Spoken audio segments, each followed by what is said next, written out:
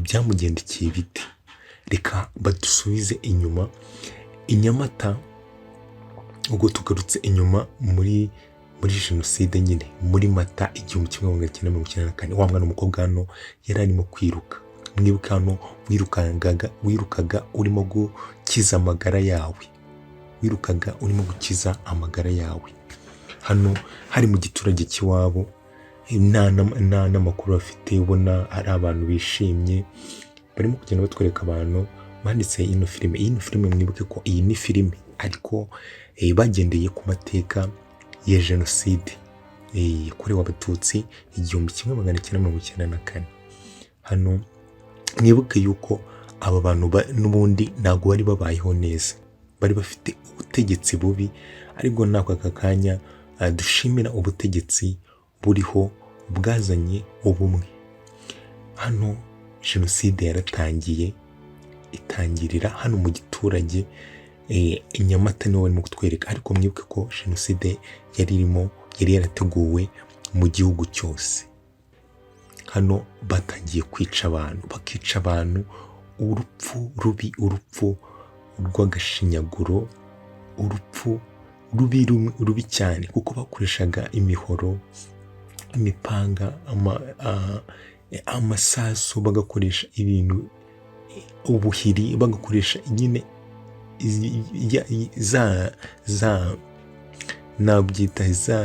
bya bikoresho bya gakondo. Hamwe wica umuntu ukamwica nabi.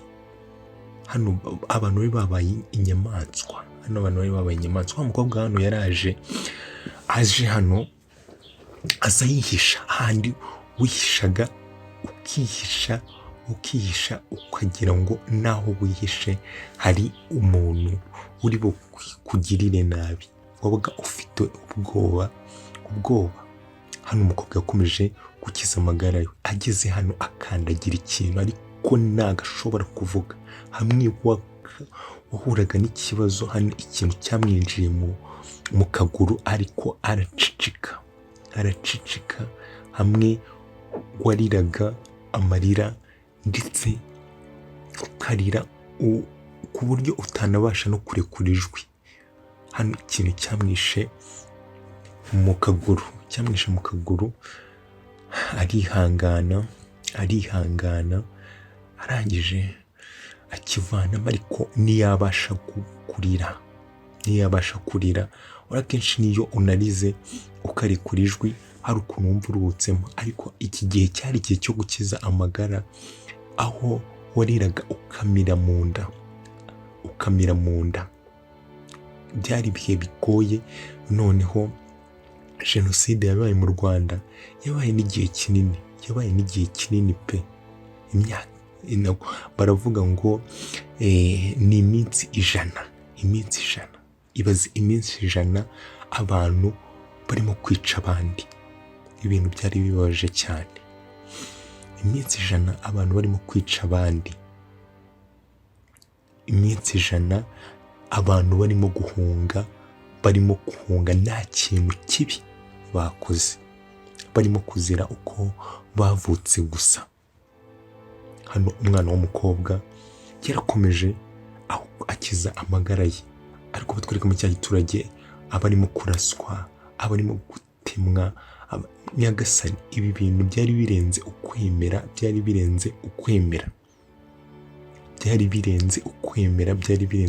wagira ngo Satani yari yamanutse aza mu bantu. Byari biteye agahinda. Hano bari kubabwira ati reba mbona hariya mutagira n'umwe musiga hano. Ubundi gahunda yari iyo kwica ubwoko bw'Abatutsi bugashira burundu, niyo yari gahunda. Ariko ikintu kibi cyonyine cyo kugira ubuyobozi bubi. Hano batweretse umwana w'umukobwa, hano bafataga abantu ku ngufu, bakoraga ibintu bibi cyane, ariko bibi cyane. Hano umwana w'umukobwa arwana n'ushaka kumufata ku ngufu, ariko wa mwana w'umukobwa arimo kugenda batwereka wa mwana w'umukobwa. Hano ikigabo gishaka kumufata ku ngufu, umwana w'umukobwa rero aranga umwana w'umukobwa yanga yuko bamufata ku ngufu, ariko batwerekana wa mwana w'umukobwa akibonye yanze yuko amufata ku ngufu kiramwica. Nyagasani, kiramwica. Hano niko byagendaga. Abantu bakoze amahano, bakoze ibintu bitari byiza, bakoze ibintu birenze ubwenge, bakoze bamwe baranavuga ngo wagira ngo nta mana yari iki mu gihugu. Ako kanya ari umwana w'umuhungu waje afunga ati tonde utuze. Yamufashe umunwa, undi aramubwira ati ntunyegere, ati humura ndi hano kugukiza, ndi hano cyangwa kugufasha, ati ihangane ndi hano kugufasha kandi mbabarire unyumve, ati ndakubwiye ngo ati mbabarire mukize. Mwibuke ko ntabwo haburaga abantu beza bamwe na bamwe, cyangwa ugahura n'abo murimo guhungana, mukaba mwabasha guhungana, Imana yabafasha mukarokoka, kuko hari aho Imana. Ati njyewe kugira ngo umfate ku ngufu turapfana, ati kugira ngo umfate ku ngufu turapfana, ati umbabarire. Undi aramubwira ati okay, nta kibazo, njyewe ngiye kugenda, nawe ugende inzira yawe. Ati nta kibazo, ati komeza inzira yawe. Hano umuhungu yashatse gufasha umwana w'umukobwa, ariko umwana w'umukobwa yahahamutse, aravuga ati nta kibazo, kangende inzira yanjye, nawe ugende yawe. Umwana w'umukobwa, mwibuke ko ni inkuru turimo kumva y'uyu mwana w'umukobwa, gusa ariko tunarebera ishusho hamwe ry'ukuntu byari byifashe mu gihugu cyacu. Byari ibintu bibi cyane, byari ibintu utabasha kuza hano ngo uvuge uko wiboneye. Natwe tuba tuvuga nubwo tutaba twaravutse icyo gihe, tubundi tutabibonye, ariko amateka yacu ubwayo arisobanura. Hano umwana w'umuhungu yaragarutse aza ariko yitonze. Hano byasabwa yuko umuntu aba yabasha kukugirira icyizere, kuko hano byageze aho umwana yica mama we, umubyeyi akica umwana we, ababyeyi ubwabo hagati yabo bakicana ngo barimo gupfanga amoko. Nyagasani, byari ibintu bibi. Hano aramubwira ati rero ugomba kunkurikira, nimba ushaka tugomba kunkurikira, tukagenda tukareba uburyo twihisha, cyangwa tukareba uburyo turokoka. Ati rero nta kindi kintu, ntabwo waguma hano, nuguma hano bari buze kukwica. Mu giturage bageze aho ngaho batangira gutwika. Abantu bari babaye amadayimoni, bari babaye nka Satani, bari babaye abantu babi cyane. Batangiye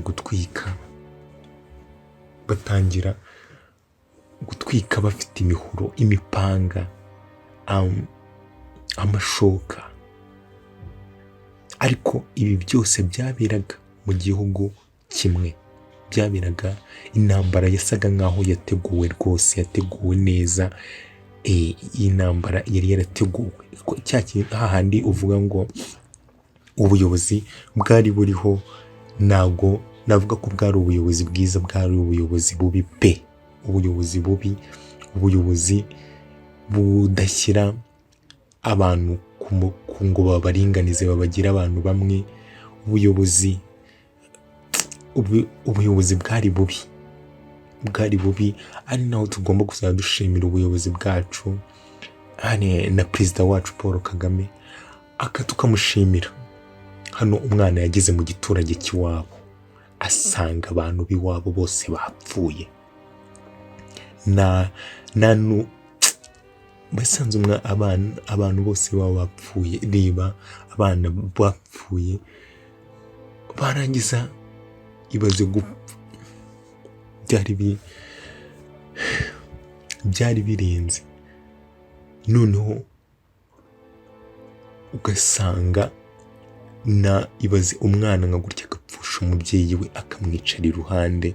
Maze umwana uba warabonye bino bintu, mwibaze mwabana mwe. Hano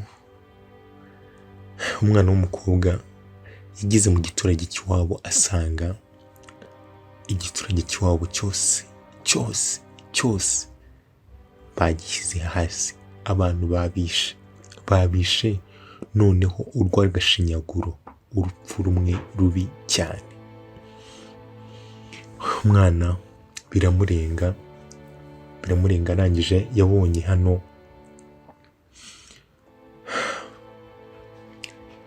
byari biteye agahinda. Hano yaraje abona musaza we, ati Nyagasani, ati ibi ni ibiki koko bakoze? Ati ibi ni ibiki bakoze? Noneho ibi ni ibiki bakoze? aba bantu ni ibiki bakoze? Aba bantu ni ibiki bakoze? Undi amuga ati ceceka, hano warariraga ukarira, ariko ukarira. Ati ceceka, nyamara nukomeza kuvuga cyane, ati natwe baraza batwice. Ati ceceka, ati ceceka, ati ahubwo haguruka tuhunga. Ati uyu nguyu ni musaza wanjye, ndebera ni ukuri kw'Imana yo mu ijuru. Ati uyu ni musaza wanjye. Umwana reba aba bantu ibintu bakoze. Abantu baragiye bahinduka inyamaswa, ariko n'iminsi yagiye yicuma, ariko abantu bagakomeza kumva banyotewe no kwica amaraso. Dore icyo bita rero ijoro ribara uwariraye. Iki nicyo bita ijoro ribara uwariraye. Guhunga uhungisha amagara, guhunga nta kintu kibi wakoze, guhunga uzi ko usigaye wenyine, famiye yawe bayishe, guhunga uzi ko urimo guhunga igihugu cyawe, igihugu wavukiyemo, si n'ayandi mahanga, guhunga uzira ubuyobozi bubi, guhunga uzira abantu babi.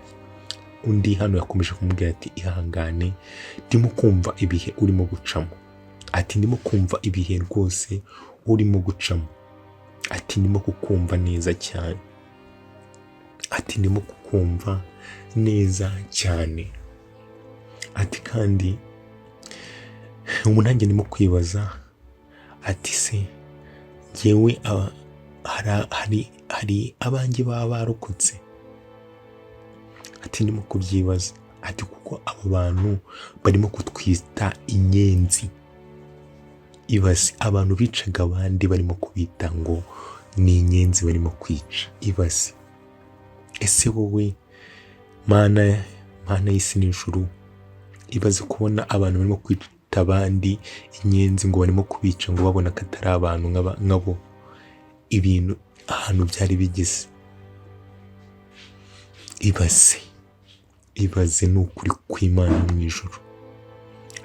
Umuntu agahunga, arimo guhunga umuturanyi batizanyaga, basabanaga umunyu. Umuntu agahunga, arimo guhunga umwana we. Umuntu arimo guhunga umuyobozi we wamuyoboraga. Umuyobozi arimo guhunga umuturage we. Ibaze.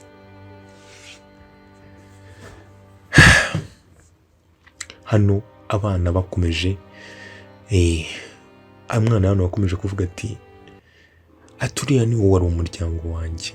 Aturiya ni wo wari umuryango wanjye. Atari kurimo kwibaza, ese turimo kuzira iki? Ati ndimo kwibaza ikintu turimo kuzira. Ati kuko ndimo kwibaza ngo twakoze iki? Ese twakoze iki? Twacumuye iki? Koko? Umwana w'umuhungu aramubwira ati ngaho rero egera hano umuriro, tureke gukomeza gutyo, egera hano umuriro, kuko imbeho nayo ubwayo yaza kukwica. Icyo bita ijoro ribara uwariraye. nituzajya tumenya amateka, cyane cyane amateka y'igihugu cyacu, tujye tuyubaha, tujye twubaha amateka y'igihugu cyacu, tunabashe kuyigiraho. Bakomeje kutwereka ahantu hamwe na hamwe bagiye bica abantu. Ibaze ukihisha, hano umwana w'umukobwa yarishe abona ababyeyi be barimo kubica, hamwe wabaga urimo kubona abavandimwe bawe, ababyeyi bawe barimo kubica, ariko ukihisha, bakaza bagafata uduhiri bakica abantu. Hamwe agahinda kakwicaga kakakugumamo, amarira akaba ariyo amanuka gusa, hamwe utabashaga no guhumeka. Wabona agahinda kagendaga kakakwica, ubona abavandimwe bawe, ababyeyi bawe, cyangwa n'abandi bantu barimo kubica,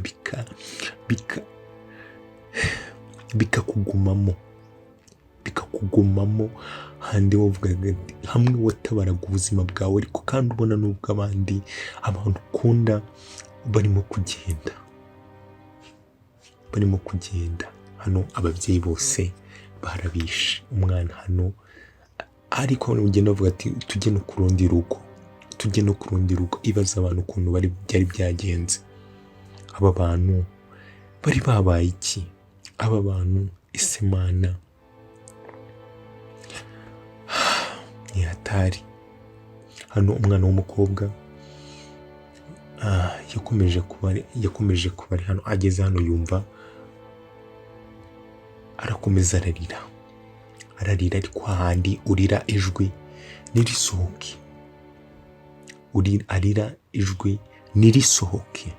Hano mwibuke ko hari abarimo kugenda nabo bashaka aho bahungira. Wa mwana w'umukobwa na wa mwana w'umuhungu barimo kugenda hano, barangije baraza babona hano umwana w'umukobwa, wa mwana w'umukobwa arimo kurira, narimo no kureba, aranya ati bite, arikanga ati bite, ati gwino hano, ati gwino, baramuhamagara ati wigira ubwoba, ati gwino vuba vuba, ati gwino. Hano wabonaga, hano ni handi wabonaga na mugenzi wawe, ukaba uvuga ati mbonye umuvandimwe, umuntu duhuje ikibazo. Ati arangije arababwira ati hano ni mu rugo iwacu, ati abantu bose barabishe, ati muze. Hano umwana w'umuhungu yakomeje kubitaho, ariko ndebera ni ukuri kw'Imana Nyagasani. Hano umwana w'umukobwa yaraje abona ababyeyi be bapfuye, abona papa we yapfuye. Ibintu byari biteye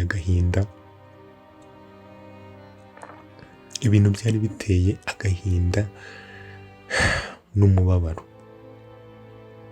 byari birenze ibitekerezo bya muntu.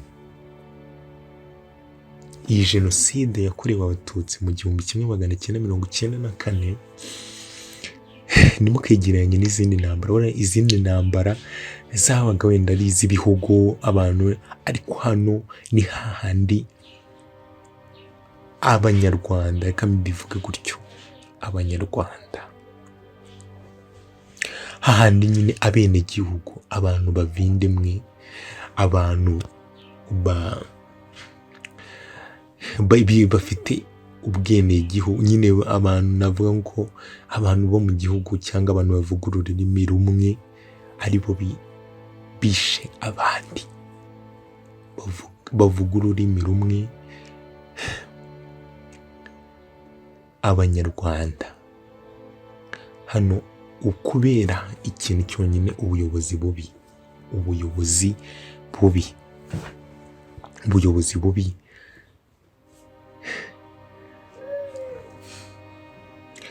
nyamara tujye dushima leta yacu, leta yatugaruriye, kuko leta yakoze ibintu ibaze guca. Hano umwana w'umuhungu yaraje asanga no mu nzu abantu bose babishe. Hano umwana w'umukobwa yaragiye abona asanga na murumuna we bamwishe, ararira asanga na murumuna we bamwishe. Mwibuke yuko gahunda yari iyo gutsemba abantu bose bakabamara, yari iyo kwica abantu bose bakabamara, kwica abatutsi bose bakabamara. Ese uyu mugambi mubisha koko kubera iki wabaye? Kubera iki ibi bintu byabaye? Gusa nyuma ya byose tujye twigira ku mateka, ibyabaye ntibisongere kuba, nk'uko duhora tubyigishwa, nk'uko twabyigishijwe. Urukundo nirwo rwa mbere, turi umwe kandi urukundo nirwo rugomba kuturanga. Twibuke twiyubaka. Mwibuke ko turimo kwibuka ku nshuro ya 31. Ako kanya baje kumva harurira hirya ati se hano hari umuntu waba uhari? Agiye kubona abona n'undi, ati umuvandimwe wanjye, n'undi muvandimwe we wabashije kwihisha, arimo kwihisha. Ariko nababwiye hano warariraga ukarira, ariko ntihagire niwumva ijwi ryawe ukarira ikiniga kikakwica. Ati muvandi uracyahari? Ati yego. Ati ndacyahari, ariko abantu bacu bose babishe, babamaze. Hano n'umuhungu ikintu yakoze, yavuze ati reka nanjye nce iwacu ndebe uko byifashe. Hano nta n'inyoni yari irimo gutamba. Mwibuke yuko nta n'inyoni irimo gutamba, kuko n'inyamaswa zigera ngo zikabona zirabirenze zikagenda. Gusa hano ikintu bita ngo inkongoro, byari ibintu bibabaje. Hano barageze hano bumva nta n'inyoni isa n'itamba, nta n'inyoni itamba. Hano akiri hano hari ikintu yumvisha gikomye, ati mucicike. Ati rero mucicike. Mwibuke hano ukaranga amagara namanika akaboko. Byari ibintu bibabaje. Iyi ariko nkomeza kubibutsa, iyi ni filime bakoze,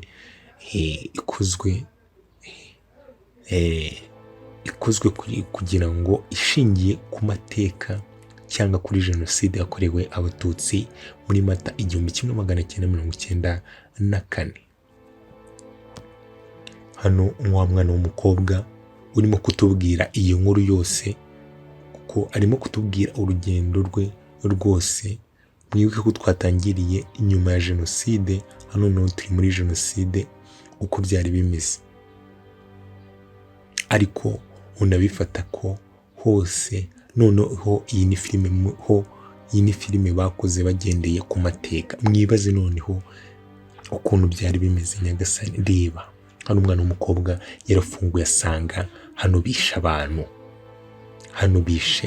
Umwana w'umukobwa ati cicika, ati mbabarira ucicike. Umwana w'umuhungu arangije ati hano warahahamukaga, hamwe wabonaga ibintu bikakurenga, ukavuga ati nyagasani bikakurenga. Umwana w'umuhungu yarinjiye, basi wenda niwe usa nkaho nyine ufite ku mutima ukomeye, ariko hano nta mutima n'uwundi ukomeye wabaga uhari. Hano umwana w'umuhungu yaraje abona papa we bamwishe. Umwana w'umuhungu yaraje abona papa we bamwishe. Hano umwana w'umukobwa we byaramurenze. mwibuka ko twatangiye anavuga ngo ati ibintu nabonye aka kanya ntabwo bimva mu maso n'igihe mbona nsa nkaho nyibirimo, cyangwa nkabona bisa nkaho bimaze kuba aka kanya. Abantu baragiye nyuma ya jenoside barahamuka bitewe n'ibintu babonye, bitewe no kubura ababo, bitewe abantu baragenda bamera nabi ku buryo ariyo mpamvu tugomba gushimira leta yazanye abantu yagiye irabigisha, isa nkaho ibasubiza ku murongo, igihugu iragenda ikigira neza. Ubu ngubu turi mu gihugu cyiza cy'u Rwanda kimeze neza, igihugu navuga aka kanya noneho gitemba amata n'ubuki, naho mbere rwose barabeshyaga. Hano hari umwana w'umukobwa wari uri hano ati mbabarira ntunyice, undi aravuga ati ihangane ntabwo ngenje kukwica, nahumura. Ndagira ngo hano turi abantu batatu, hano bafite abakobwa batatu, ndagira ngo uze nawe utwiyungeho. Ati hoya, ati se nabwirwa n'iki ko nawe utagiye kumuhotera? Ati hoya, ati gwino nawe uve hano, ati ntabwo uri bugume hano ni umwana w'umukobwa, ati mbabarira uze hano. Kumbe hano ni urugo rundi bari baciyeho, cyangwa n'umwana w'umukobwa wari waje kurwihishamo. Ati gwino tugende, umwana w'umukobwa nawe aramufata aramujyana. Nakubwiye ngo abantu bagiye batabara abandi ku buryo usanga ari umuntu uvuga ngo uno muntu yaranabaye. Hano rero yaraje afata wa mwana w'umukobwa ageze aha ngaha, abona nimba ari papa we, araza ararira.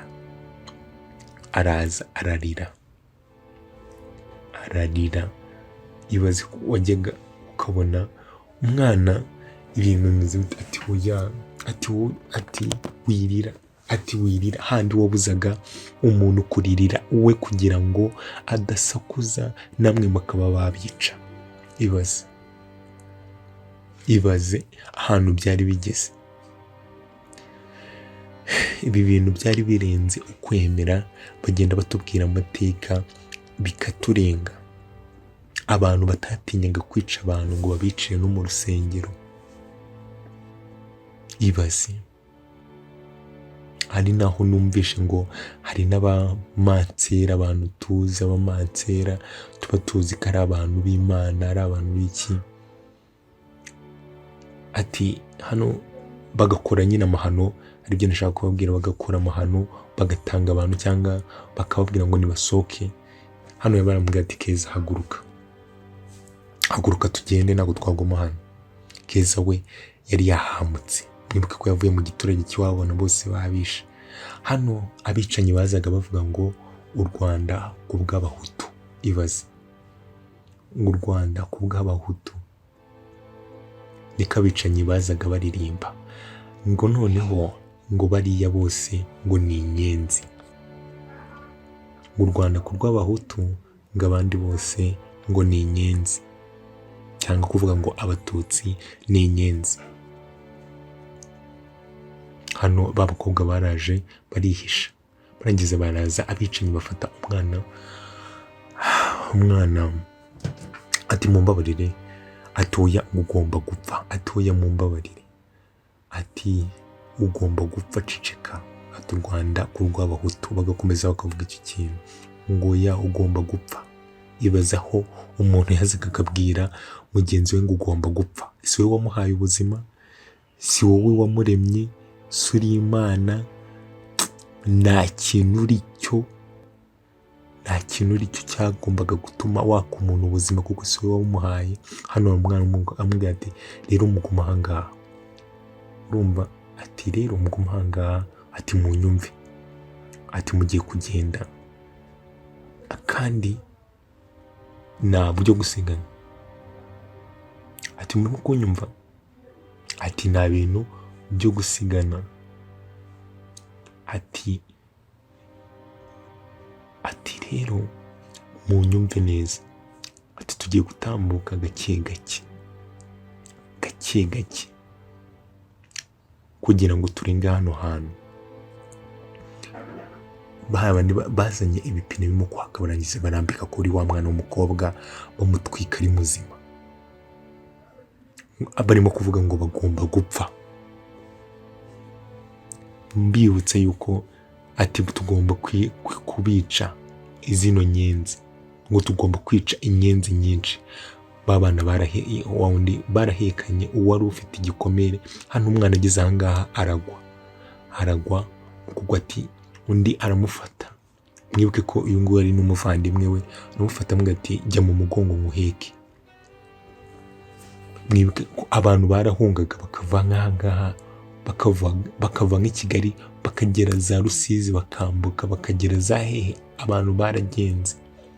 Dore nano icyo bita ijoro ribara uwariraye, ni iki ngiki baba bavuga. Babwiye ngo guhungisha amagara yawe, ugahungisha amagara yawe. Ni ibi ngibi baba bavuga. Hano yamubwiye ati Keza, ati kuba tugeze ahangaha ni ukubera Imana. Ati kuba turimo guca muri bino bintu ni ukubera yo. Ati kandi tugomba kubicamo. Ati iyi Mana ntekereza yuko ibi bintu byose tuzabicamo, tukongera tukagira ubuzima bwiza, ndetse tukabaho neza. Ati Keza, tugomba gukomera. Tugomba gukomera. Imana izaducisha muri bino bintu bigoye. Ati rero tugomba gukomera. Ati kandi wihangane. Keza hano yumvishe ikintu, ati hoya humura, nta kibazo, nta kintu na kimwe gihari. Hano umwana yarahahamutse, ati humura, nta kibazo na kimwe gihari. Ati nta kintu gihari. Ati komera, nta kintu na kimwe gihari. Hano bose barikanze.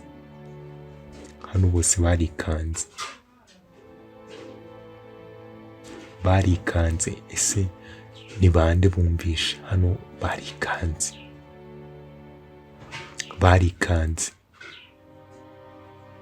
barikanze.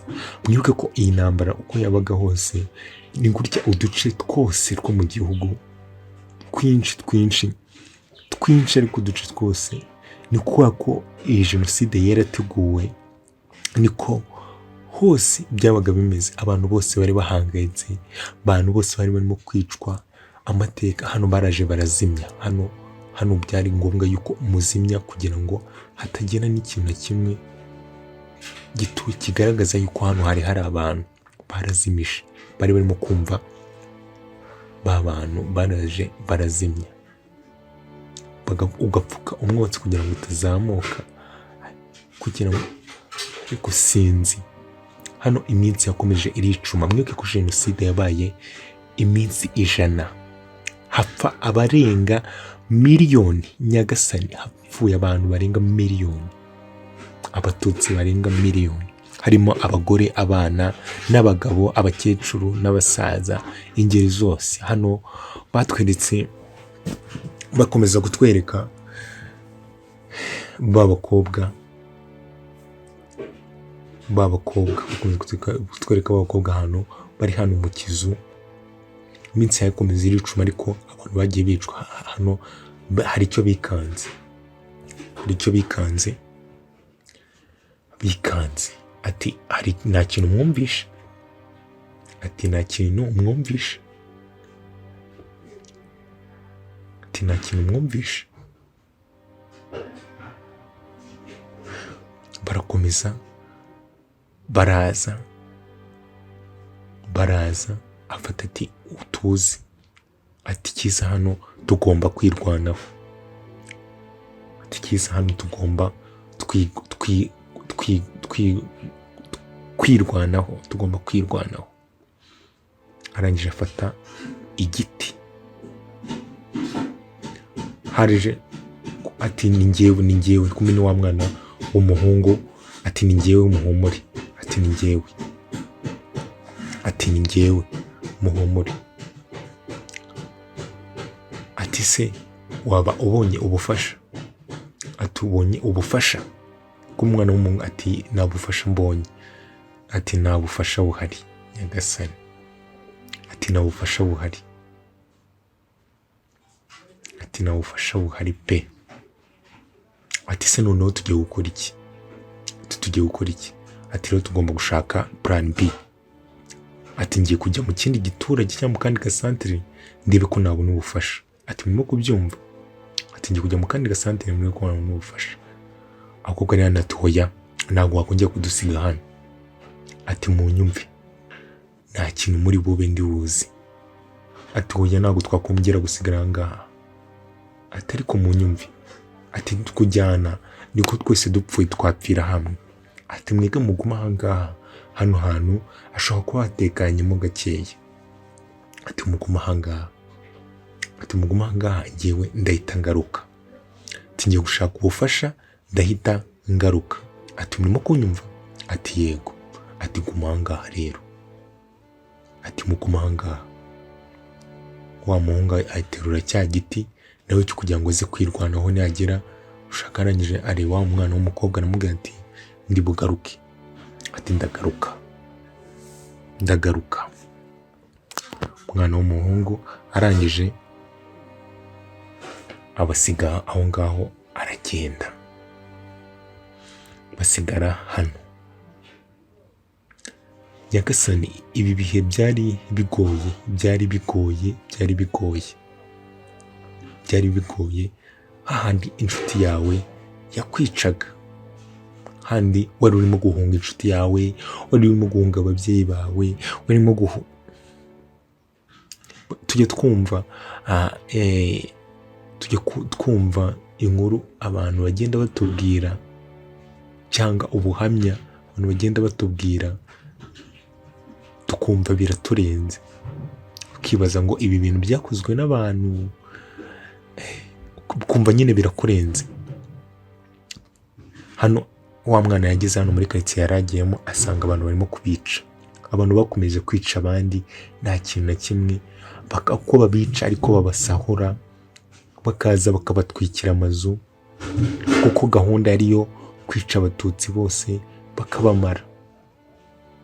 Abantu bari babaye inyamaswa. Ati bakomeza kuvuga rya jambo ati u Rwanda ku rw'abahutu. Abantu bari barashyize imbere amoko.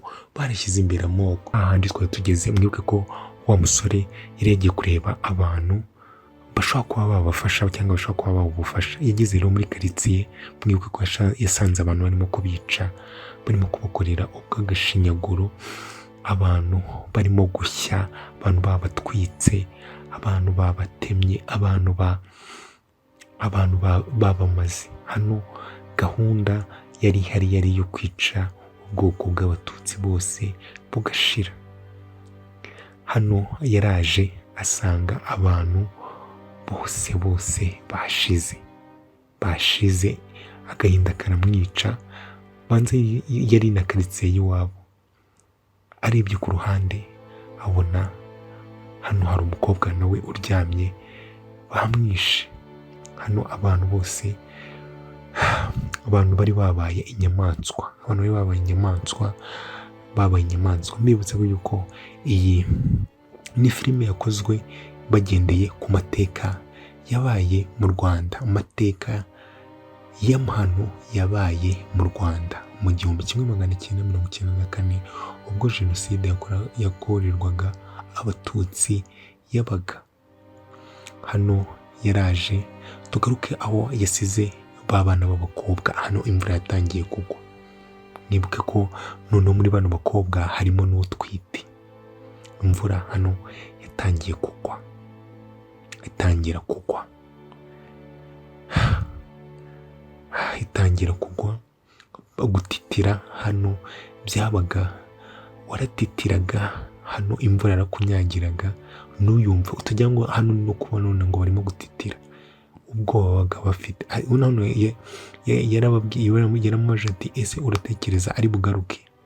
ati yego ndabizi neza ko ari bugaruke, ati yagiye gushaka ubufasha, ndabizi neza yuko ari bugaruke, ati rwose ari bugaruke. Hano ubwoba bwivanzemo kubaho nabi, bwivanzemo nyine byari ibihe bigoye, byari ibihe ko bakunda kubivuga, ibihe by'amaraso, ibihe by'icuraburindi, ibihe bibi byari bigoye cyane cyane. Hano bakomeje barimo kwibaza kuri uwo musore ati ese kuko ari buze, bakomeza ati rero ntabwo rero tugomba kuba twava hano, ati ntabwo twava hano, ati se urumva umeze gute? Undi azunguza umutwe, nyine hari ukuntu ubona ukabona ibintu byakurenze, ukabona ibibazo byakurenze. Iyi ni intambara yabaye imyaka ishize itegurwa, hari hashize igihe kinini itegurwa, kuko ntabwo ari ibintu byaje ngo bihurirane gutya, ahubwo byari byarateguwe kubona iyi mu gihugu kimwe abantu bo intambara ibera icyarimwe mu bice byose. Hano abantu batangiye rero guhunga bava hirya no hino, abantu bahunga. Mwibuke ko uko babitubwiye hano, aba bantu berekezaga muri Uganda cyangwa bambukaga berekeza muri Uganda, ubwo nyine n'ibindi bice byose abantu bambukaga bahunga. Nuko hano kuri ino filime turimo kureba, aba bahungira Uganda. Hano hari b'abakobwa bafashe umwanzuro wo kuvuga ngo reka tugende, bari bumvishe nyine abantu, barebye babona abantu barimo guhunga, ati rero bano bantu nta kibazo, reka twabakurikira tukajya aho barimo kujya, kuko babonaga nyine ari abantu barimo guhunga kandi natwe turimo guhunga. Ati rero tugende tubakurikire tujye ahantu barimo kujya, ati tujye ahantu barimo kujya, ati mubanguke twerekeze ahantu barimo kujya. Barangije barazamuka kugira ngo nabo bajye mu murongo w'ahantu barimo kujya, mu murongo w'ahantu barimo kujya. Ibintu byari bigoye, uzi kwirukanka, uzi ko nta kintu wakoze urimo, byari ibintu nyine bibabaje biteye agahinda. Hano hari abo babonanye, ni gutya wageraga gutya ugahura n'umuntu wawe, ati umeze gute? Ati ntabwo meze neza, ati urabona ko iyi situation cyangwa ibintu ihe turimo ntabwo byoroshye, ati ese abandi bari he?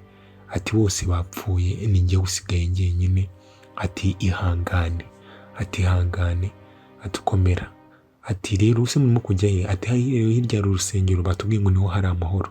Ati mwibuke ko hano abantu benshi bahungiraga mu nsengero, bagahungira mu nsengero, ariko amateka tubwira yuko no mu nsengero rwose abicanyi batatinye kwica abantu, ngo batinye Imana, ngo bakomeje bica abantu kugeza n'aho hari abapadiri, abapasiteri bagiye batanga abantu, babandi bagusengeshaga akaba aribo bagutanga, wa wundi wajyaga gusaba penitensi akaba ariwe ugutanga. Byari ibintu bibabaje bimwe bikomeye cyane. Hano babakaga rero inuzi indangamuntu, wasanga nta ndangamuntu ufite kugira ngo barebe ubwoko bwawe. Umva ahantu leta yari igeze, abantu bose bari bafite indangamuntu zirimo amoko. Hano bakwaka indangamuntu yawe, babona nawe ifite kugira ngo bakagucisha ku ruhande bakagira. Bivuga ko n'abantu bicaga abantu babahuraga ubusa cyane, kuko impamvu warebaga abandi bantu ukareba abandi ni uko wamuzizaga nyine ubusa, kandi kuko wabonaga ari mugenzi wawe, izi kubona umuntu ukabona muhumeka kimwe, mugira kimwe, ariko ukifata ukamwica. Hano rero haje kuba intambara, barangije bahita bafata ba bantu bose babamanjiramo amasasu. Nyagasani, bose abahunga barahunga, abo barasa. Hano interahamwe zaragiye zikora ikintu bita ibintu bitabaho, zikora ibintu bitabaho, zikora ubwicanyi bw'indengakamere. Zakoze ubwicanyi bw'indengakamere. Iyi jenoside nk'uko twagiye tubyigishwa yarateguwe maze ishyirwa mu bikorwa, maze bakazajya barasa bavuga ngo twebwe turi abahutu, twe turi abahutu. Ibaze, mukica abantu mutigeze murema, mukica abantu. Byari ibintu nyine biteye agahinda kandi bibabaje cyane. Rero ba bakobwa bakomeje kwerekeza, ariko mwibuke ko Keza we yari yaratsikiye, twarabibonye mu gice cya mbere, yari yarakandagiye ikintu cy'icyuma kiramukata. Rero hano harimo n'umuntu utwite, harimo n'umukobwa utwite cyangwa wenda umudamu utwite. Hano barakomeje berekeza y'ibihuru cyangwa yerekeza y'amashyamba, imisozi. Abantu buriye imisozi, abantu barahungaga. Urabizi ko ukaranga amagara namanika akaboko, ukaranga amagara namanika akaboko rwose. Baraje hano bananiwe. Mwibuke ko uyu wari ubaye umunsi mwinshi cyangwa umunsi w'igihe kinini. Hano arebye abona hirya, arareba ati muri muzi, ati murebe, ati murebe hariya, ati murebe hariya. Barangije babona inzu, ati mwabonye inzu, ati murebe hariya, ati ngiriye inzu. Ariko kwihisha mu nzu byabaga nyine, ati se turajya mu nzu, ati se, ati wamenya ari iki, ati ariko nyamara dukeneye kuruhuka, ati twagenze cyane, dukeneye kuruhuka, ati twagenze cyane, dukeneye kuruhuka, ati mu bitekerezo tugende basi nyine turuhuke. Barangije Keza arahaguruka, bose nyine barahaguruka. Bafashe umwanzuro y'uko bagomba nyine kujya kuruhuka, bakaruhuka kugira ngo baze kumera neza. Bahise bajya muri ya nzu, baragenda barasinzira, bagwa nko kugwa agacuho nyine, kuba ubonye basi akanya aho waba uhengetse umutwe, aho waba uhengetse umutwe. Hano uw'inda yatangiye kumufata, navuga inda yatangiye nyine kumurya. Inda yatangiye kumurya, arahaguruka. Mwibuke yuko iyo umuntu ugiye kubyara, iyo inda imufashe, hari igihe nyine bimusaba yuko nyine iyo ubabara n'undi no mu buzima busanzwe urasakuza cyangwa uravuga cyane. Hano yatangiye gutaka, aravuga ati, undi hano wamubaje ati ni iki, ubaye iki? Ati ubaye iki?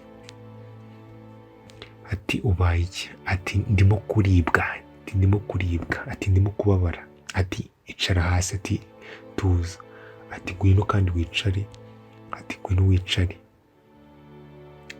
ati kandi nyine utuze. Hano yatangiye gusa nkaho asakuza, ariko ari kwa kundi nyine handi wasukuzaga ibintu byose ugashyira hasi. Hano yatangiye gusakuza, kandi mwibuke yuko bari mu bwihisho, barimo kwihisha. Handi wasakuzaga ariko ugasakuriza mu mutima, handi ibyo bita guhamba muri roho, nyine ugaceceka. Ati batangiye ati ihangane, ati ihangane. Hano bandi bose ati se abaye iki? Ati arimo kuribwa, ati arimo kuribwa, ati arimo kuribwa.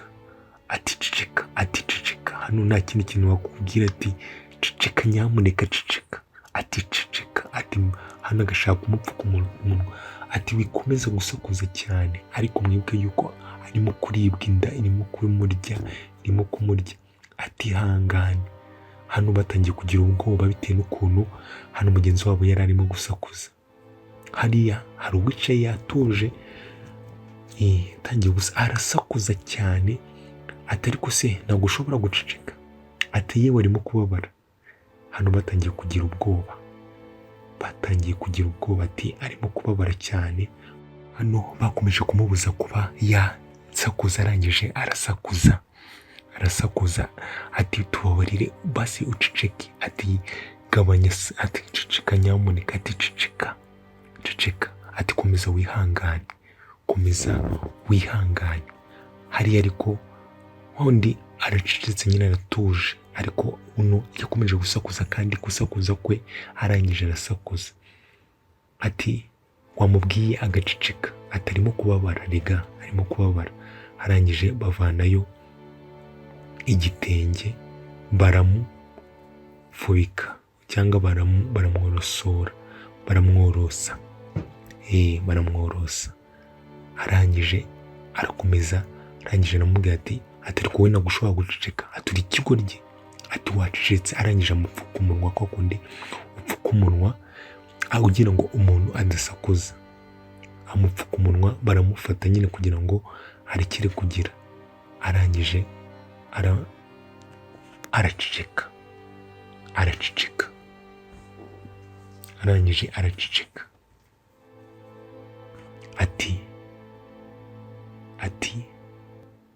ati wari uzi n'ikindi,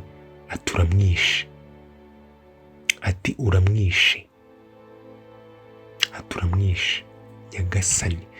Kwa kundi bamubuzaga hano, bamubuzaga nyine kuba yamubuza guceceka, yamubuza gusakuza, byarangiye umukobwa ahapfiriye.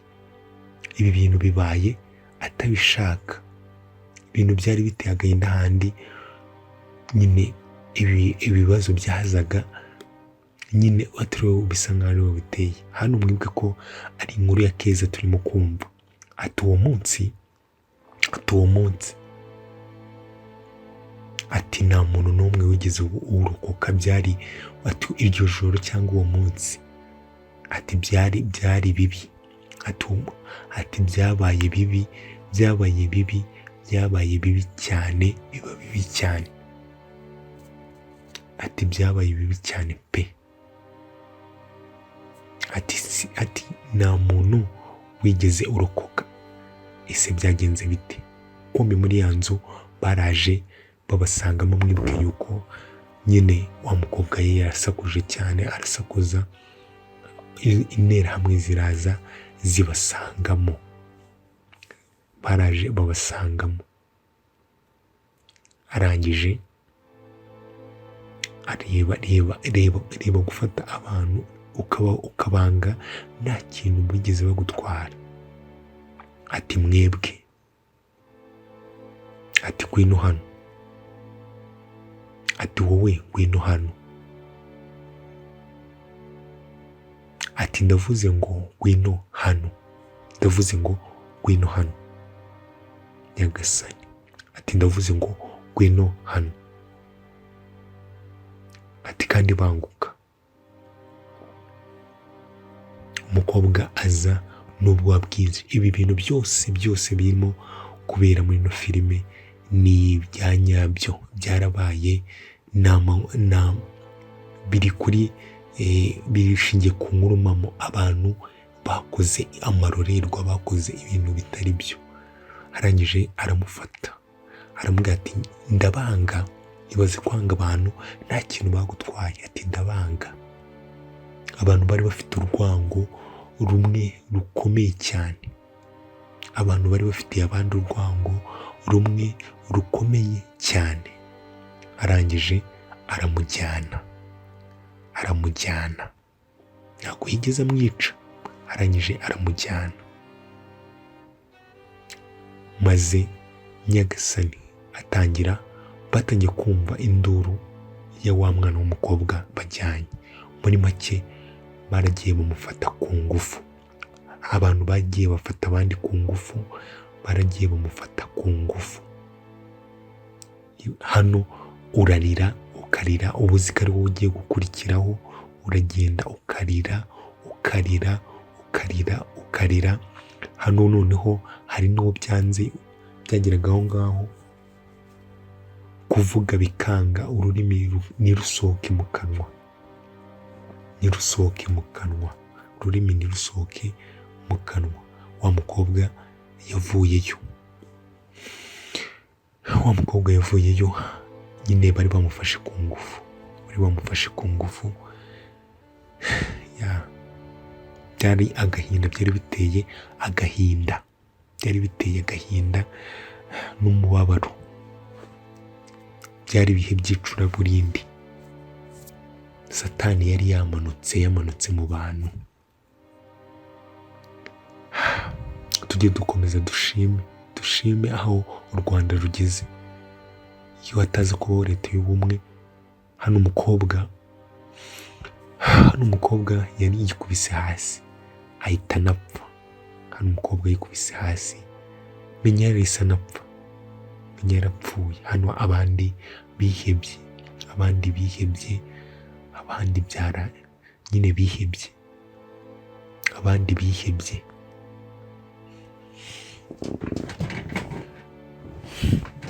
hano yaraje aririra kuri wa mukobwa, nawe uvuga ati ni njyewe ugiye gukurikiraho, ya nkozi y'ibibi nawe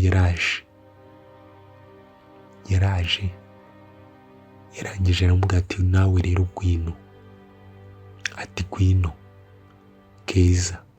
Ese Keza hano ho we yaharokotse ati?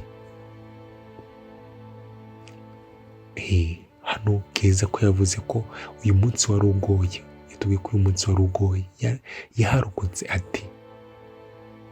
Hano uyu nguyu yari yahamutse. Keza arangije arahaguruka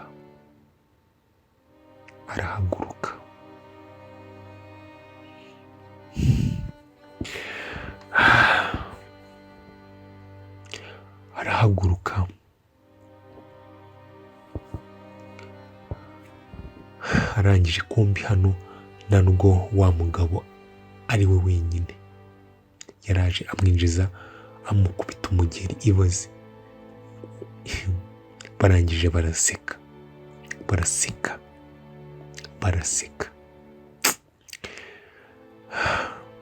Arangije aramubwira ati Keza, mwibuke yuko ubushize ahura na wa musore mu gice cya mbere nawe yashatse kwirwanaho gutya, ariko si hano ho ari buharokoke.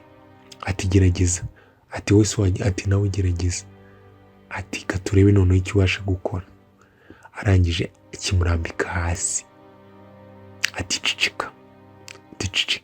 Kirangije gitangiye kumukuramo imyenda, n'ukuri kimukuramo imyenda nacyo kivanamo.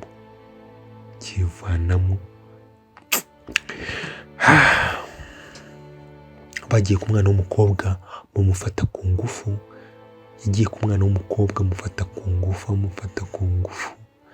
amufata ku ngufu, hajyaho n'undi wa kabiri nawe ajyaho amufata ku ngufu. Ibi byose tubonamo muri ino filime byose byabayeho, amateka twarayize. Ndatekereza nubwo waba waravutse nyuma ya Genocide, ariko amateka warayize, warasobanukiwe. Wa mukobwa we menya aho ngaho yarahatorotse.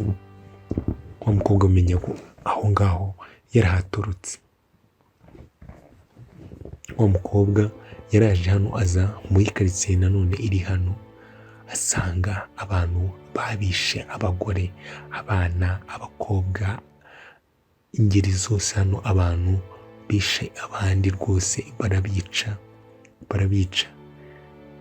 Gahunda yari imwe, yari iyo gutsemba ubwoko bw'Abatutsi ngo bugashira. Ariko utari Imana ntago umugambi w'Imana ntago ari uw'ejo wamungane, si uw'ejo. Imana yaragiye ikunda u Rwanda, iduha abayobozi beza, iduha leta nziza, yatugize umwe, twese twibera Abanyarwanda. ngaho ndebera iki gihugu cyacu ukuntu cyari kimeze. Abantu baragiye banga abandi ku rwego rumwe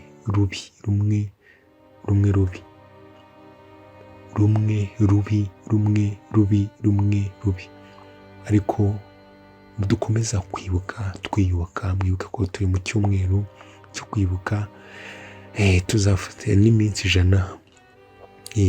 Icyumweru buriya icyunamo kirakomeza kugeza ku minsi 100. Genocide yabaye iminsi 100. Ibaze iminsi 100 abenegihugu barimo kwica abandi benegihugu. Ibintu bibabaje cyane. Hano kumbi wa mwana w'umukobwa yahuye na wa musore.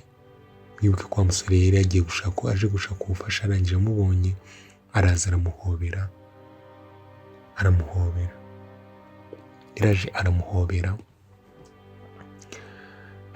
bararebana.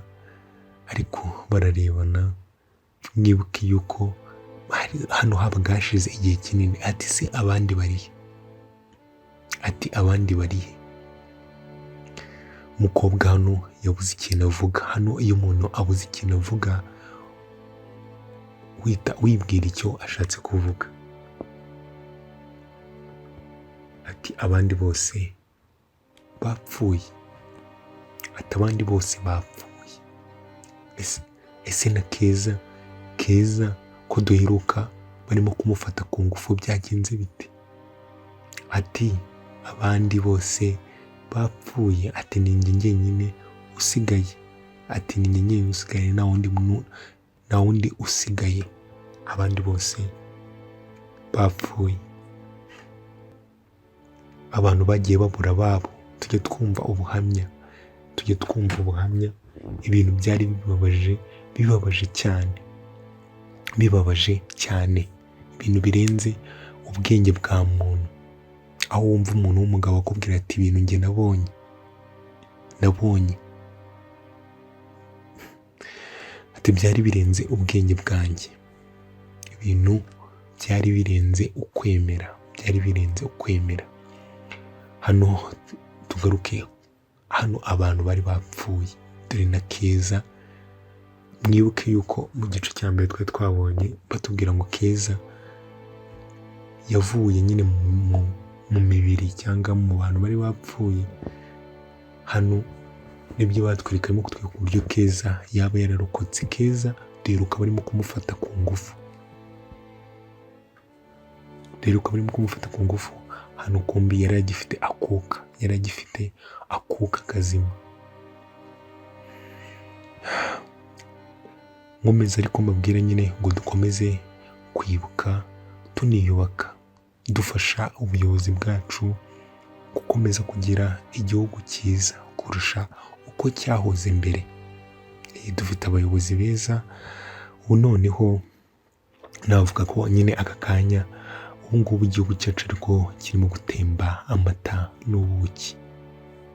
Hano Keza yavuye mu abandi bose bari babishe.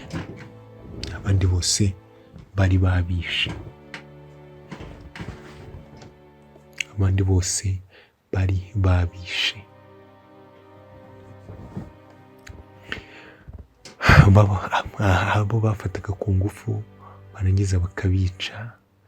Abo twumvishe banagaga mu mazi. Abo ni ibintu byinshi twumvishe. Impfu nyinshi zari zigiye. Urupfu rwose ni urupfu, ariko hari impfu.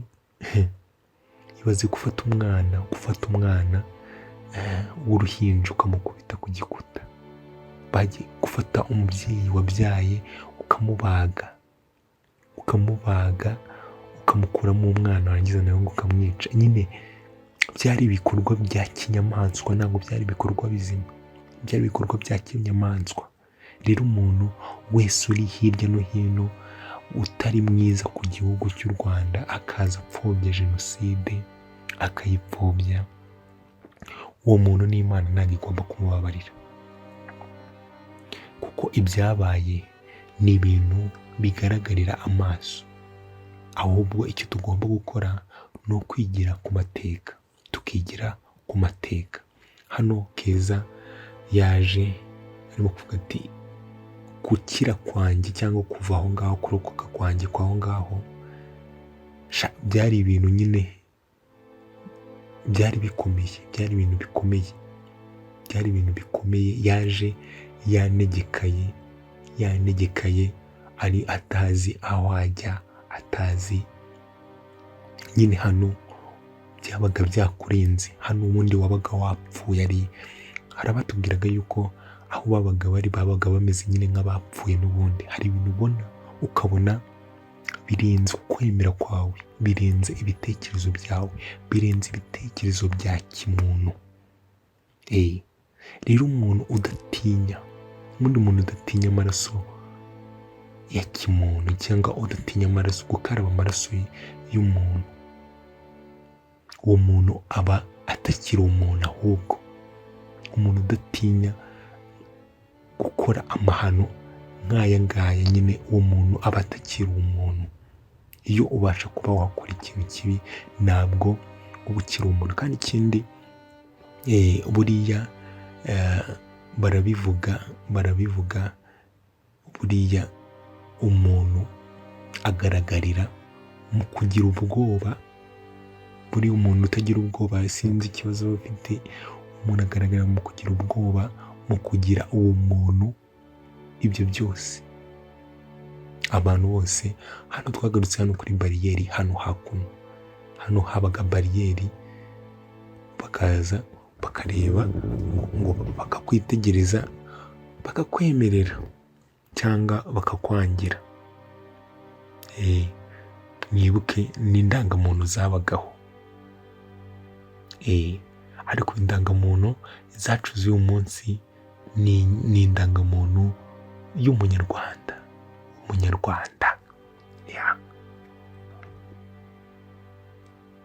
Hano wa mwana w'umusore nawe yaraje, arangije duheruka ari kumwe na wa mukobwa, niwe duheruka bari kumwe, ari kumwe na wa mukobwa, nibo tubaherukana. Arangije aza hano, umusirikare cyangwa abase aramuhamagara, aramubwira ati ndashaka rero ko hari umukobwa nshaka yuko dutambuka. Ati mfite amafaranga, ati ndayaguha, ati mfite amafaranga, ihangane ndayaguha. Arangije ngiye kumubwira ati nkeneye yuko atambuka, nkeneye yuko atambuka. Ati undi umusirikare banza yaramwemerera, arongera aramubwira ati ngaho mubwire aze. Arangije aramubwira, araza umwana w'umukobwa, ati banguka. Barangije baraza, bacaye ku basirikare, babacaho. Arambwira ati uyu nguyu mwitegereze. Umukuru wabo aramubwira ati mwitegereze uyu nguyu. Ati n'uyu nguyu kandi mumwitegereze. Bageze aho ngo barabatangira, nyagasani, barabatangira. Ati uyu nguyu ni umututsi, nyagasani. Ati ceceka aho ngaho. Ati n'uyu ni umututsi. Ibaze, barangije barabafata. Sinzi nimba hano bari buharenge. Ibintu byari bibabaje, baragufataga bakagutandukanya n'inshuti, byari ibintu nyine bibabaje, byari ibintu bibabaje cyane ariko cyane. Maze barangije bararashe wa mwana w'umukobwa,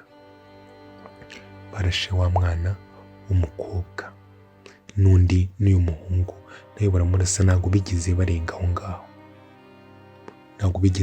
ngaho, abantu bari babaye abagome byarangiye. Abo ngabo ntabwo bigeze barenga aho ngaho.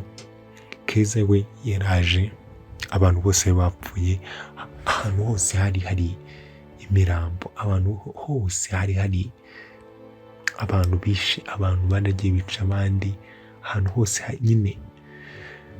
Iyo barimo kukubwira ubuhamya urabwumva ukavuga ati ese ibi bintu koko ukumva nyine birenze ukwemera, ukageza n'aho uvuga ati ibi bintu kuko byabayeho. Ariko murabizi ko dufite inzibutso birahari, ibintu byabayeho, amateka ni ayacu, ariko tugomba gukomera kandi tukanayigiraho, ubundi tukubaka igihugu cyacu dufite abayobozi beza, dufite perezida wacu Paul Kagame, dufite nyine ubuyobozi bwiza. Perezida wacu yadushyiriyeho ndi umunyarwanda, dushyiriraho ibintu byinshi. Ubundi wa mugani iki gihugu byari kugenda bite iyo twongera kuyoborwa n'abantu babi. Ubu ngubu Imana si twagakwiye kuko tukomeza tukayishimira, kuko ibintu byari byabaye ni ibintu bitabaho. Hano umwana w'umukobwa yarebye ubwato imbere ye, ariko kubugeraho biranga.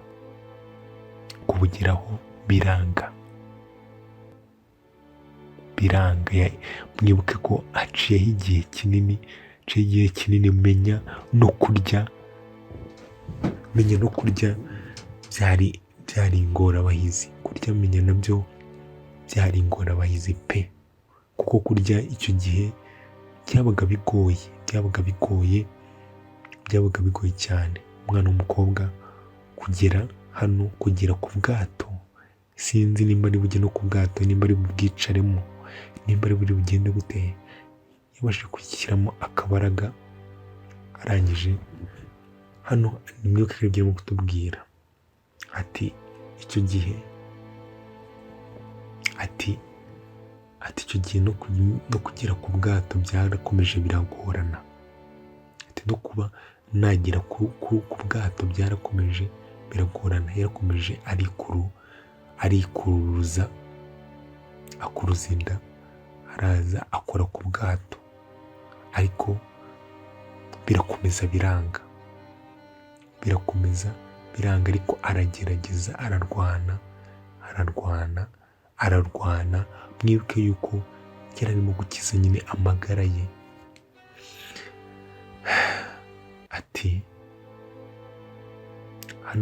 Ati se none wabigenje gute kugira ngo ukire cyangwa urokoke? Wabigenje gute kugira ngo urokoke? Wabigenje gute kugira ngo urokoke?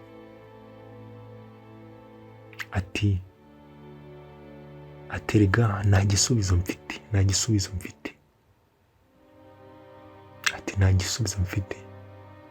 Kuko nanjye sinzi uburyo narokotsemo pe. Hari igihe nyine ibintu bikakurenga.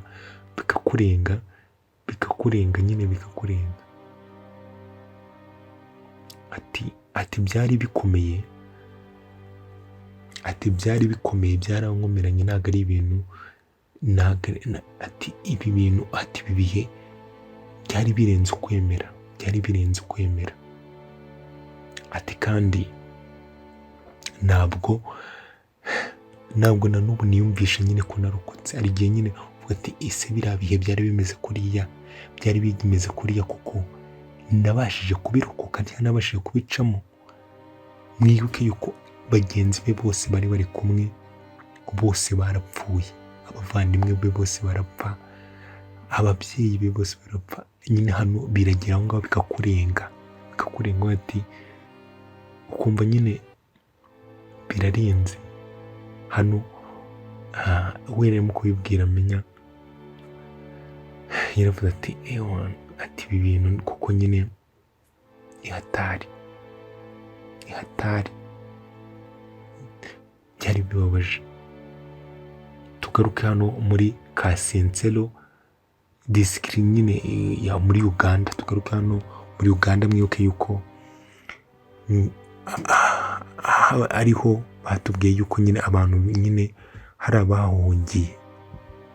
Hano hari uwaje hano yoga mu mazi, arimo kwiyogera biri aho ngaho bisanzwe, yoga bisanzwe.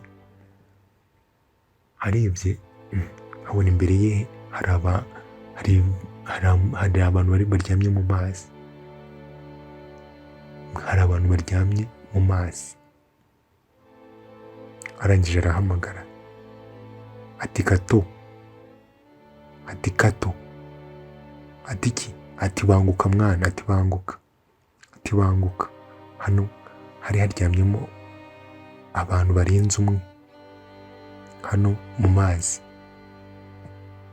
menya wa mukobwa wacu nimba yapfuye. Ati se habaye iki hano, ati hano habaye iki, undi arebye hano abantu baryamye mu mazi, ati hano hari undi, ati hano hari undi, ati hano hari undi. Kumbe wa mwana wacu w'umukobwa yaraje ajya mu bwato buraza buramutembana buza hano ku nkombe. Urebe ukuntu Imana yagiye yitabarira abantu. Ati mufashe, reka nanjye njye gufasha bariya, mufashe nanjye njye gufasha bariya. Arangije araza nyine amukura mu bwato, yamukuye mu bwato n'abandi bari bapfuye, abandi bo bari bapfuye, menya nawe sinzi.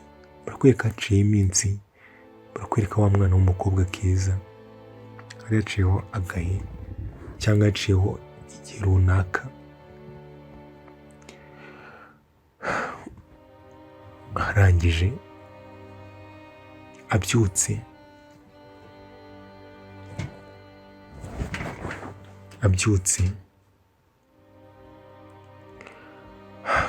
arabyuka areba ahantu abona ntabwo ahazi, ati uzi ko abyutse areba abantu abona ntabwo abazi.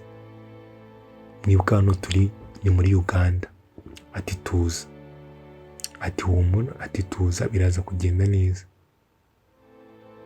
ati ntabwo uramera neza, tuza, ati tuza, ati buri kintu cyose kiraza kugenda neza, ati humura, ibintu byose biraza kugenda neza. Ati ahangaha ndi ni hehe,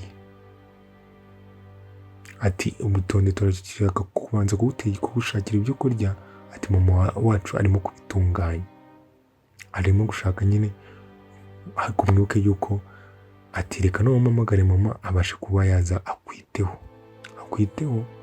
Ari kubona uwitwa Keza nyine ihamuka, abantu baragiye barahamuka bitewe n'ibintu bari babonye, bano mwibuke yuko hari haciye n'igihe bamufashe ku ngufu. Hano ikintu bita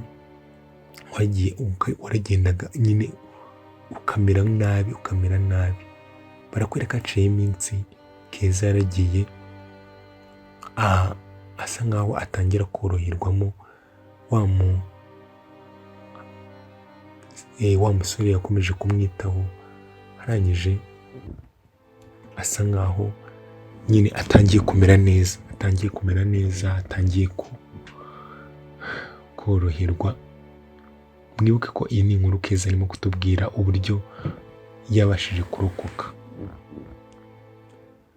Hano yatangiye kumubwira, ariko akamubwira ati amwereka ibintu byinshi, ariko hano Keza yatangiye kwishimira uno musore, ati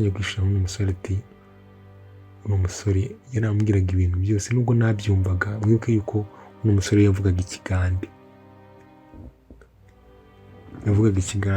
ati nubwo nabyumvaga ariko nabonaga ari umwana mwiza, nabonaga nyine anyitayeho. Mwibuke yuko yari amaze igihe kinini abona abantu babi, ati nabonye ari umusore mwiza.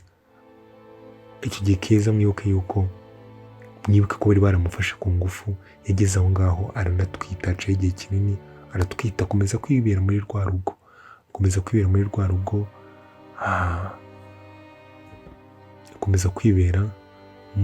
rwa rugo. Arangije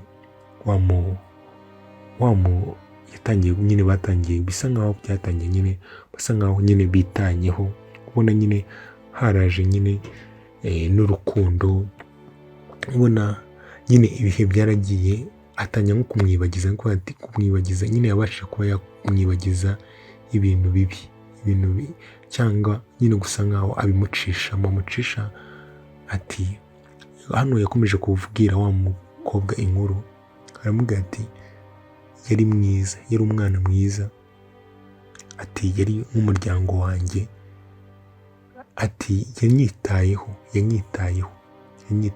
pe, ati yanyitayeho, yambereye umwana mwiza. Ubwo arimo kuvuga uriya mugabo cyangwa uriya musore wamwitayeho, ati yanyitayeho, ati yambereye byose, ati ni famiye yanjye, ni papa, ni mama. Nibuka ko Keza ababyeyi be bose bari barapfuye, bari barabishe muri Jenoside yakorewe Abatutsi 1994.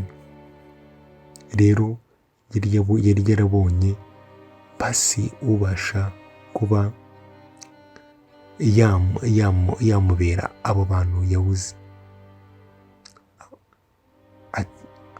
Yarakomeje hano agahinda karakomeje karamwica, arababara, ararira, ariko nyine byari ibihe bigoye, byari ibihe bikomeye, ari nabwo dukomeza kwibuka, twiyubaka, dukomeze twiyubaka kandi twiyubakira u Rwanda rwiza ruzira ibintu bibi. Twagarutse rero ku rwibutso rwa Kasensero. Uru rwibutso rurahari, hano twagarutse rero ku rwibutso rwitwa Keza. yaje hano ku rwibutso nyine aza kunamira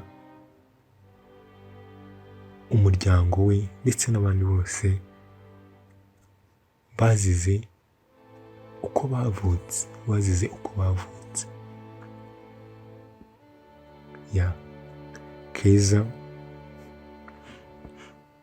Keza hano yaratangiye ararira, ati iyo ngeze hano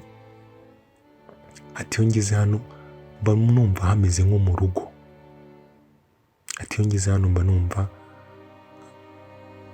mu rugo, kuko famiye yanjye yose iri hano.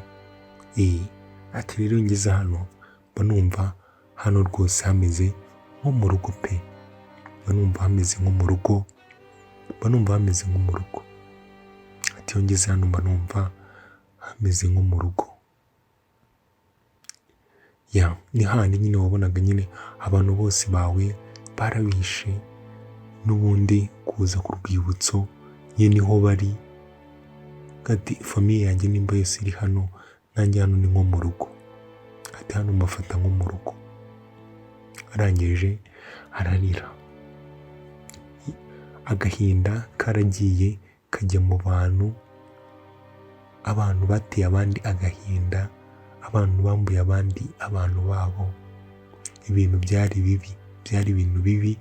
Nibajya batubwira ko byari bibi, tujye tubyumva gutyo, tubyemere, kuko igihamya kirahari. Ibintu byari birenze ukwemera, byari bibi. Hano Keza yarakomeje ararira. Hano haza umusore aramuhoza, aramubwira ati hangana, ibintu byose bizagenda neza, cyangwa uraza kumera neza. Kandi ibi leta y'ubumwe yarakomeje irakora cyane, iratwigisha, irigisha. U Rwanda ruragenda rukomeza, noneho ruba igihugu cyiza. Ari byo dukomeza gushimira leta y'ubumwe, perezida wacu Paul Kagame, dukomeza kubashimira kuko bakoze akazi katoroshye. Rero dukomeze twibuke, twiyubaka, niyo ntero, kugira ngo twiyubakire igihugu cyacu. Rero bakomeza batubwira ngo mu 1994 nibwo hahise habaho urwango rukomeye hagati y'Abahutu n'Abatutsi, bityo birema itsembabwoko rikomeye cyane, maze nyuma y'uko indege ya perezida ihanuka nibwo jenoside yahise itangira ishyirwa mu bikorwa, maze mu minsi 100 abarenga miliyoni barapfa, harimo abagore, abana ndetse n'abagabo. Bakomeza no kutubwira ngo mu gihe bageragezaga kwambuka Uganda, Mutesi na Shema biciwe ku kiraro.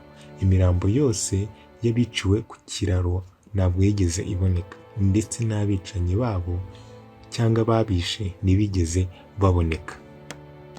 Bakomeza kutubwira ngo nyuma yo gufatwa ku ngufu no kwicwa, imirambo ya Mutoni, Linda n'abandi yajugunywe muri Gitarama, maze bamaze kugenda uwitwa Keza avamo muri iyo mibiri ari muzima. Keza yavuye mu mibiri ari muzima. Barakomeza baratubwira ngo inzirakarengane zirenga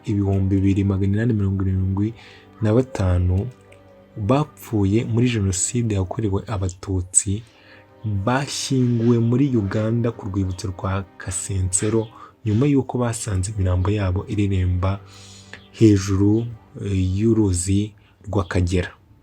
Sinari mbizi ibyo ngibi, ni amakuru nari mbifiteho yuko hari n'imibiri y'abazize jenoside baba bashyinguye muri Uganda. Ibyo ni amakuru nari mbifiteho, gusa dukomeze twibuke twiyubaka, kuko ibyabaye ntabwo twakwifuza ko byongera kuba. Dukomeze twibuke twiyubaka, duharanira kuba umuntu umwe, dushyira ibyo leta idushishikariza ariyo urukundo, ndi umunyarwanda imbere, ndi umunyarwanda. Iby'amoko nta hantu byigeze bitugeza. Nk'uko turi mu cyumweru cyo kwibuka, iminsi 100 yo kwibuka, dukomeze dushyigikirane, urubyiruko dukomeze duteze imbere igihugu cyacu, dushyire urukundo imbere, turwanya amacakubiri ndetse n'ingengabitekerezo za jenoside. Reka dutegereze ikindi gice cya kabiri cy'iyi filime, turebe uko bizaba bimeze. Ciao ciao, dukomeze twibuke twiyubaka.